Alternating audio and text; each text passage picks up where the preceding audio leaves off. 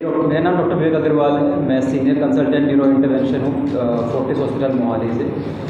आज हम बात करेंगे mechanical thrombectomy in acute stroke. Acute stroke का मतलब होता है पैरालिसिस का अटैक, लकवा, जो जिसका कारण होता है ब्रेन के अंदर क्लॉट जाना। तो यूजुअली क्या होता है कि हमारे जो ब्रेन की नसें होती हैं, जैसे ये हार्ट है, ये नेक है, ये ब्रेन है, तो नॉर्मली ब्लड का फ्लो होता है फ्रॉम हार्ट नेक से होते हुए ब्रेन की तरफ। अगर इसके अंदर कोई भी क्लॉट चला जाए हार्ट से या नेक से ब्रेन में, तो ये नस को बंद कर देता है, जिसकी वजह से हमारा ब्रेन का डैमेज होना शुरू होता है। इसको बोलते हैं एक्यूट स्ट्रोक। एक्यूट का मतलब होता है अभी हुआ है चीज़ को एक्यूट बोलते हैं। स्ट्रोक मतलब कि पैरालिसिस का अटैक, जो कि नस बंद होने की वजह से हो सकता है या नस के रप्चर होने की वजह से। जैसे हम देखते हैं दिमाग में ब्लीडिंग हो गई, उसकी वजह से भी जो होता है उसको ब्लीडिंग वाला स्ट्रोक होता है। और ये होता क्या है, जब सिम्टम्स क्या होते हैं पेशेंट को, एक्यूट है और अचानक से सर के अंदर दर्द होना शुरू, ऐसा दर्द जो जिंदगी में कभी नहीं हुआ, बहुत तेज सीवियर इंटेंसिटी वाला पेन। सेकेंड इज वीकनेस, एक साइड का हाथ और पैर और बॉडी काम करना ही बंद कर देना। फेशियल ड्रूपिंग, मुंह का टेढ़ा हो जाना, फेशियल ड्रूप रहना, अपने आप ही थूक का गिरना एक साइड से, बैलेंस को लूज करना, चलते चलते अचानक से गिर जाना, लॉस ऑफ बैलेंस। फिर होता है ब्लरिंग ऑफ विजन, अचानक से बैठे हुए थे मेरी आंखों के सामने पर्दा आ गया, जो पेशेंट्स कॉमनली बोलते हैं। Third and most important is the loss of consciousness.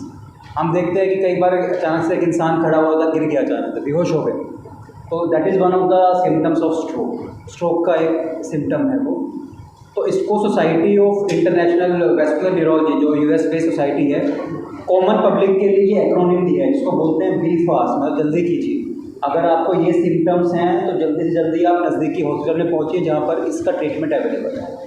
तो हर एक अल्फ़ाबेट का एक मीनिंग है। बी से मतलब कि बैलेंस, बैलेंस मतलब लॉस ऑफ बैलेंस होना और हेडेक होना, एक सिम्टम है पेशेंट के लिए। E for eyes, blurring of vision, आँख की रोशनी चले जाना। एफ से मतलब फेस, एक तरफ के फेस की ड्रूपिंग होना, वीकनेस आना। ए से आम खाई नहीं पाना, अचानक से वीकनेस आ गया। एस से स्पीच, बोलते बोलते स्पीच लड़खड़ाने लग जाती है, स्पीच डिफिकल्टीज। तीन वो टाइम मतलब कि एज सुन एज पॉसिबल आप नज़दीकी हॉस्पिटल पहुँचिए गोल्डन आवर्स के अंदर, तो वो स्ट्रोक रिवर्सिबल है। इसके रिस्क फैक्टर्स क्या है? हम सुनते हैं कि स्ट्रोक हो गया, पैरालिसिस हो गया, होता क्यों है ये? तो ये 6 मोस्ट कॉमन कारण हैं जो हम डेली लाइफ में देखते हैं, जो हमें और हमारे फैमिली मेम्बर्स भी इन सब चीज़ों से पीड़ित हैं। एक होता है high blood pressure, uncontrolled pressure, कि दवाइयाँ ले रहे हैं, किसी कारण के लिए दवाई ले नहीं पाए, बीपी बहुत ज़्यादा रहता है। बीपी का अपर लिमिट इज़ 140। अगर 140 से ज़्यादा क्रोनिक बीपी रहता है तो वो नसों को डैमेज करता है, जिसकी वजह से स्ट्रोक हो सकता है। सेकेंड इज कोलेस्ट्रॉल, अपनी जो डाइट में हम जंक फूड खाते हैं उसमें जो फैट इंक्रीज होता है, उस that can cause stroke. Diabetes, uncontrolled diabetes, sugar की बीमारी बहुत कॉमन, ये तीनों चीज़ें बहुत कॉमन है, आपको हर घर में दिख जाएगी। शुगर की दवाई लेते हैं, कोलेस्ट्रॉल की लेते हैं, बीपी की लेते हैं, और ये तीनों ही कारण है स्ट्रोक के, लकवा, पैरालिसिस के अटैक के। फिर आता है स्मोकिंग, एल्कोहल और हमारी सेडेंटरी लाइफस्टाइल, जो हमें अमेरिकन सोसाइटी बोलती है कि at least we have to exercise 30 minutes per day for 6 days in a week. अगर वो नहीं करते हैं तो एक रिस्क फैक्टर है स्ट्रोक के लिए। तो ये गाइडलाइंस हैं जो American AHA, American heart association ने दी है, जिसने बोला है कि मैकेनिकल थ्रोम्बेक्टमी, जिसके बारे में हम डिस्कस कर रहे हैं, वो फर्स्ट लाइन ऑफ ट्रीटमेंट है इन पेशेंट्स के लिए। क्या होता है मैकेनिकल थ्रोम्बेक्टमी का मतलब होता है, मैकेनिकल का मतलब होता है किसी चीज़ के द्वारा, थ्रोम्बेक्टमी का मतलब होता है थ्रोम्बस मतलब क्लॉट को निकालना। तो 2 तरीके होते हैं, एक होता है कि स्टेंट लेके जाके हमने, ये क्लॉट है, ये ब्रेन की नस है, इसमें क्लॉट चला गया, स्टेंट से हमने क्लॉट को पकड़ा और उसको निकाल दिया, उसको बोलते हैं रिट्रीवल। एक होता है एस्पिरेशन, कि हमने एक सक्शन, जिसको बोलते हैं, एक मोटर सा होता है, सक्शन लगाया और क्लॉट को खींच लिया। तो इस तरीके से होता है ये ब्रेन की नस है जिसके अंदर क्लॉट फंसा हुआ है, हम तार लेकर जाते हैं क्लॉट के अंदर, ग्रॉइन के पैर की नस में से, उसके अंदर एक कैथेटर चला जाता है, ट्यूब होती है जिसको हम ये क्लॉट फंसा हुआ है, उसके अंदर ट्यूब को लेके जाते हैं, फिर ये वायर को बाहर निकाल देते हैं। अब इस ट्यूब को रख के हम वेट करते हैं और इसके अंदर ऐसे स्टेंट लेके जाते हैं। ये स्टेंट जा रहा है, ये स्टेंट का एक एनिमेशन है, ये स्टेंट इस ट्यूब में जाता है और स्टेंट को ओपन करने के लिए हम ये जो ग्रीन सी या ब्लू सी ट्यूब है इसको विड्रॉ कर लेते हैं। जैसे जैसे हम इसको विड्रॉ करेंगे ये स्टेंट ओपन हो जाएगा। ऐसे ये ब्रेन के अंदर स्टेंट हो गया तो आपने देखा खून का बहाव जो रुका हुआ दोबारा होना शुरू हो गया ब्रेन में। अब कुछ टाइम वेट करते हैं ताकि जो क्लॉट है वो स्टेंट के जो स्टड्स हैं उसके अंदर फंस जाए, और उसके बाद हम स्टेंट को और क्लॉट को एक साथ पकड़ के ब्रेन की नस से निकाल लेते हैं। उससे पहले हम ब्लड को रोकने के लिए यहाँ पे बैलून फुलाते हैं नेक के एरिया में, ये वाला बैलून फुलाते हैं ताकि क्लोट आगे ना चला जाए। उसके बाद हम स्टेंट को और क्लोट को ऐसे पकड़ के ब्रेन से, और ये ओपन सर्जरी नहीं है, ये सिर्फ पैर की एक नस में से, जैसे हाथ में कैनुला लगता है, उस कैनुला के थ्रू जाकर ये सारा काम हो। तो ये कुछ केसेस हैं जो हमने फोर्टिस में करे हैं, जिसमें ये नस थी जो यहाँ से बंद थी, इसके अंदर हम वो ट्यूब लेकर गए, हमने सक्शन किया, प्रेशर लगाया, नस खोली। तो ये आप देख सकते हैं सारे के सारी नसें बंद थी उस पेशेंट की, और उसके बाद 100% रिकवरी पॉसिबल है, 100%। और ये है स्टैंड का, जैसे ये स्टैंड लेकर गए, ये असली ये रियल पेशेंट वीडियो है, इसके अंदर हम स्टैंड लेकर गए और स्टैंड से ओपन किया, तो जो सारी नसें बंद थी यहाँ पर वो सारी ओपन।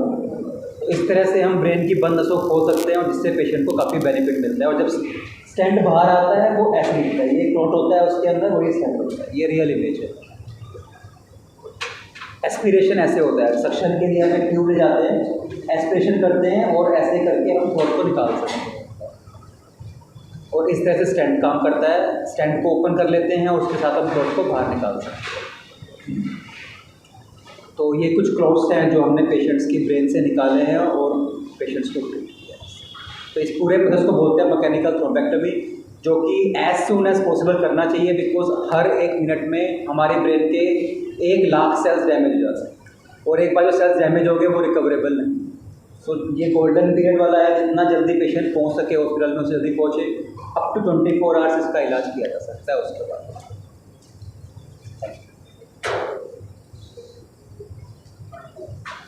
स्ट्रोक के अर्ली सिम्टम क्या होते हैं? स्ट्रोक के अर्ली सिम्टम्स होते हैं ये बी फास्ट। सबसे पहला सिम्टम आता है वीकनेस। अचानक से पेशेंट बोलते हैं कि हम बैठे होते घर पे टीवी देख रहे थे, रिमोट गिर गया हाथ से, हम हाथ उठा ही नहीं पाए, वीकनेस हो गया, पैर उठा नहीं पाए, या खड़े थे गिर गए अचानक से, लॉस ऑफ कॉन्शियसनेस। फिर होता है स्पीच, आपस में बात कर रहे थे, बात करते करते स्पीच रखने लगी, बोल नहीं पाए। फिर होता है विजन, टीवी देख रहे थे या कहीं पर भी थे, अचानक से पर्दा आ गया आंखों के सामने। तो ये सब symptoms are the most common symptoms जो देखते हैं अर्ली सिम्टम्स। लेट में तो फिर ऐसा होता है कि वीकनेस वही परसिस्टेंट वीकनेस है। बेडरिडन पेशेंट्स आप देखते हो कि पेशेंट्स एक हाथ पैर काम नहीं कर रहा, वो क्रॉनिक सिम्टम्स है जो लाइफ टाइम पेशेंट्स को। किस स्टेज में आप ये जो करते हो लेफ्ट पैर से, इसको बोलते हैं मैकेनिकल थ्रोम्बेक्टमी। जितना जल्दी हो सके, अगर एक बार ब्रेन डैमेज हो गया वो रिकवरेबल नहीं है। गाइडलाइंस बोलती हैं अब 24 आवर्स, ये भी बोलती हैं कि जितना हमें 24 आवर वेट नहीं करना। ऐसा नहीं कि पेशेंट्स को बोलते हैं कि हम घर पे ही थे, हमें लगा अपने आप ठीक हो जाएगा, ऐसा नहीं होगा। 24 आवर्स का मतलब ये होता है कि अगर पेशेंट यहाँ पर है, कल को वो मोहाली आना चाहता है तो 2 घंटे 3 घंटे लग जाएंगे उसको, लेकिन 3 घंटे के बाद भी ट्रीटमेंट हो सकता है। But as soon as possible, जितना जल्दी पेशेंट पहुँचता है उतना जल्दी उसका ट्रीटमेंट होता है, उतना उसका ब्रेन रिकवर। हॉस्पिटल में स्टे कितना होता है? डिपेंड करता है पेशेंट कितनी देर में आया और कितना उसका ब्रेन ऑलरेडी डैमेज हो चुका है। अगर patient within 1 hour golden period आ जाता है तो 2 और 3 डेज से पेशेंट डिस्चार्ज होगा। 100% रिकवरेबल है? 100% रिकवरेबल है, डिपेंड्स ट्रीटमेंट कब हुआ है और कितना ब्रेन डैमेज हो गया है। इसकी प्रिकॉशंस क्या है, जैसे इन चीज़ों से बचेंगे ज़्यादा? इन चीज़ों से बीपी का अपर लिमिट है 140। अगर आपको आपकी फैमिली हिस्ट्री है, पेरेंट्स को ब्लड प्रेशर रहा है, तो आपको बीपी होने के चांसेस हैं, हाई ब्लड प्रेशर होने के चांसेस हैं। तो बिल्कुल होता है, क्योंकि जो आर्टरीज होती है वो हेरिडिटी से चलती है। अगर आपके पेरेंट्स में, ग्रैंड पेरेंट्स में ब्लड प्रेशर है तो आपको भी हो सकता है। स्ट्रेस एक कारण है ब्लड प्रेशर का। अगर आपको पता है कि आपके लाइफस्टाइल ऐसी है जो हाईली स्ट्रेसफुल है, टाइमली फूड हैबिट्स आपकी ठीक नहीं है, डायबिटीज़ है, कोलेस्ट्रॉल की बीमारी है, तो आप खुद स्मोक करते हैं या फिर आपकी कंपनी में जो आप जिनके साथ हैं वो स्मोक करते हैं, तो आपको अपना रेगुलर चेकअप कराना पड़ेगा, शुगर के लिए, कोलेस्ट्रॉल के लिए, बीपी के लिए, हार्ट के लिए। तो 3 चीज़ें कॉमन है। अगर आपका ये सब चीज़ें कंट्रोल रहती है तो स्ट्रोक के चांसेस कम हैं। और जो आजकल मोस्ट कॉमन है वो है लाइफस्टाइल, जो हम देखते हैं सेडेंटरी लाइफस्टाइल, पूरे दिन बैठे रहते हैं, काम नहीं हो रहा है, उससे स्ट्रेस भी बढ़ता है, वेट बढ़ता है और डायबिटीज़ भी बढ़ता है। जंक फूड भी है? जंक फूड, कोलेस्ट्रॉल, जी बिल्कुल कोलेस्ट्रॉल है, शुगर है, सब जंक फूड है। जो new generation of junk food की तरफ बहुत जल्दी ऑनलाइन सब कुछ अवेलेबल है, चल के जाना नहीं पड़ता आजकल, सब कुछ ऑनलाइन अवेलेबल है। कुछ चोट से जैसे कोई गिर गया, गिरने से मोटम हो गया, तो उसकी ड्रेनेज जो है सबड्यूरल हेमाटोमा है, तो क्या वो भी पत्ती इसी की रही है? सबड्यूरल हेमाटोमा एक अलग से चीज़ है। हेमाटोमा मतलब सबड्यूरल हेमाटोमा मतलब कि वो हमारे हड्डी के अंदर है बट ब्रेन से बाहर है, वो हमारी ब्रेन को दबा रहा है तभी पेशेंट सिम्टम्स है। तो उसका ओनली इलाज है कि यहाँ से ऑपरेशन करके उस ब्लड को निकालना। वो एक ट्यूमर की तरह हो जाता है कि हमारी ब्रेन को दबा रहा है, उसको निकाला जाएगा तभी पेशेंट। वो और ये एकदम डिफरेंट है, दैट इज़ कम्प्लीटली असेप्ट। कोई और क्वेश्चन आपका? मैं इलेक्ट्रॉनिक मीडिया को थोड़ा अवॉइड किया। तो पेशेंट जो है उसको कितना एक जो है इसका कॉस्ट पड़ती है। कॉस्ट जो आयुष्मान भारत में गवर्नमेंट ने करी है इट इज़ 2.5 to 3 लाख। उसकी कॉस्ट हर जगह सेम ही पड़ती है, पीजीआई में कराओ या कॉस्ट जब एक्स्ट्रा तब पड़ती है जब पेशेंट को एक्स्ट्रा रहना पड़ता है हॉस्पिटल के अंदर। क्यों? क्योंकि पेशेंट लेट पहुंचता है, कुछ पार्ट का डैमेज हो जाता है, जैसे हाथ पे चोट लगती है, 3rd डे पे स्वेलिंग आनी शुरू होती है। ब्रेन में भी ऐसे ही होता है, 3rd डे 4th डे पे स्वेलिंग आती है ब्रेन की, तो पेशेंट कंडीशन थोड़ी डाउन होती है, फिर वही होता है। इसलिए क्या जाता है जितनी जल्दी आप पहुँचेंगे उतनी जल्दी डिस्चार्ज हो जाएंगे, उतनी जल्दी रिकवर करेंगे। क्या ये जो चाहे इंश्योरेंस की या सरकार की जो उसकी ये CHS में गवर्नमेंट की तरफ से इंश्योरेंस में हर जगह इमरजेंसी में अप्रूव्ड है। इसका अप्रूवल लेने की ज़रूरत नहीं है गवर्नमेंट की तरफ से। गवर्नमेंट ने बोला अगर आपके पास ऐसा पेशेंट आता है उसको ट्रीट करो, क्योंकि ये टाइम बाउंड चीज़ है। इसमें अगर हम अप्रूवल के लिए अप्लाई करेंगे तो पेशेंट का ब्रेन तो डैमेज हो जाएगा, तो कोई फ़ायदा नहीं होगा।